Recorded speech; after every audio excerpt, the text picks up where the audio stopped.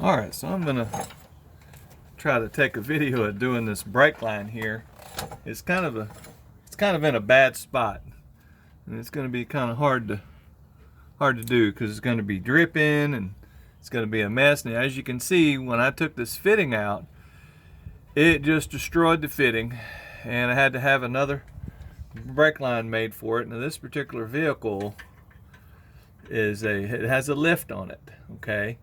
And so the brake lines come with the lift with the kit. So I had to go have some made at the hydraulic shop. So anyway, so you're going to want to get a tubing cutter like this and cut this sucker off.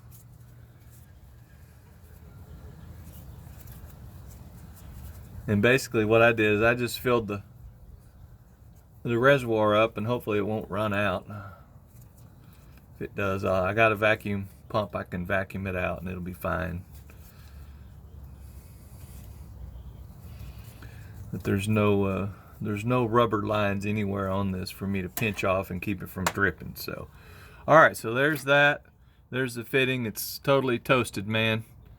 Sucker's in bad shape. Let me get the new fitting and get this thing going here. Alright, so let's talk about what the problem is. In this specific situation here, I had a new brake line made. Okay, and I'm just going to show the end of this brake line. Alright, and as you can see, if you look very closely, I don't know if you can zoom in on that or what, but the thread on the one on the left is a little different than the one on the right. Now that's the first one that I got. And that's a 7/16 20 thread. Alright, and the one on the right, this one here, is a 7/16 24. And no one has a 7/16 20 nut. And I was just going to go get a 7/16 20 nut and just put it together and not mess with the brake line. Well, nobody has that one. I went to the pick and pull place and I cut one off of a old junk, Chevrolet Silverado. It's the same thing for many years, 3/4 ton and everybody. So I went and got one of them nuts, and there we are. Okay, success. We got a nut. I'm gonna stick that sucker on there and get it flared. You have to double flare it. Okay, if you do not double flare this, it will leak. Alright, so I've got my flare tool set up on there, and what you're supposed to do is you're supposed to measure the amount of tubing that sticks out past the face of this. It's supposed to be this measurement, the thickness of this little guy here. Okay, just from my thumbnail up. That measurement there, you have that amount that sticks out. If you want to get specific about it and get all technical, well, you can measure it. But it'll be just fine.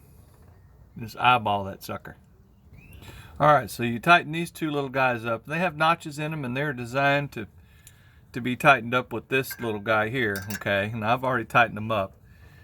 And then you're going to put this in with the pin part is facing up like so.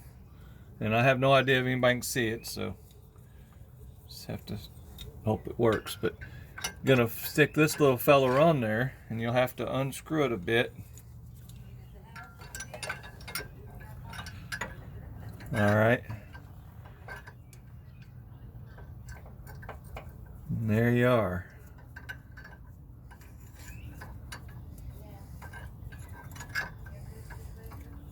And you're going to smash this little guy down, and that will give you the first part of the flare that you need.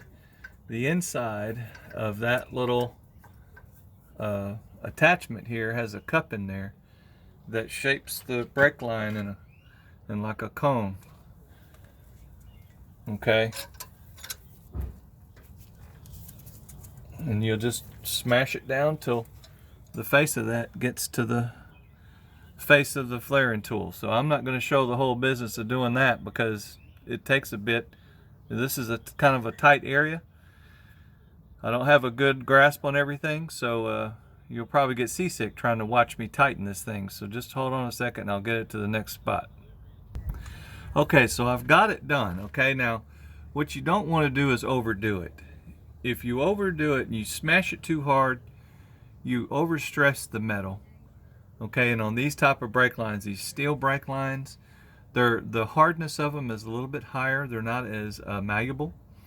You do it too hard, you'll cause the metal to split, and then that will cause a leak. So just be warned in advance that that is the conditions that you're working with. Some of the copper flash brake lines are a lot softer and a lot easier to deal with and a little bit more forgiving, but also you can over smash those too and it'll just be too thin, and then it won't work properly. But also at this point, you know, when you get to this point here, make sure your nut's facing the right way. You're going to want to check this all the time, because I've done it before and I'm sure others have. You either didn't put the nut on there or you put it backwards, so that kind of sucks. If that's the case, take it off, cut it off, and start over. But let me get this guy turned around here and get it to the next step. Alright, so I've got that little part taken out, and let's see, I've zoomed in on a little bit there. See if we can get it. Well, my camera's not cooperating, but anyway, so I've got it smashed, and what I'm going to do now is I'm just going to use this cone to collapse it. Alright, and that's all it does. It has like a little tent in there like this, and when you put that cone on there, it's going to push that tent up in there on itself, okay? And that will be the double flare part, where the tubing has been rolled all the way around facing inwards on itself, and that causes it to have a very good, excellent leak-proof seal. So we just tighten this little guy up, collapses it, get it in the right spot, and don't overdo it. It doesn't take much. This thing works really good, okay? If you overdo it, you'll over smash it, okay, and then it'll split and you'll have problems. So we don't want to have problems. We only want to have fun.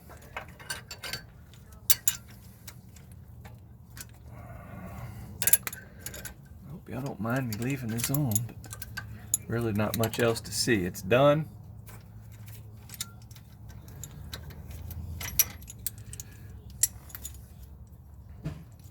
But this is a Blue Point.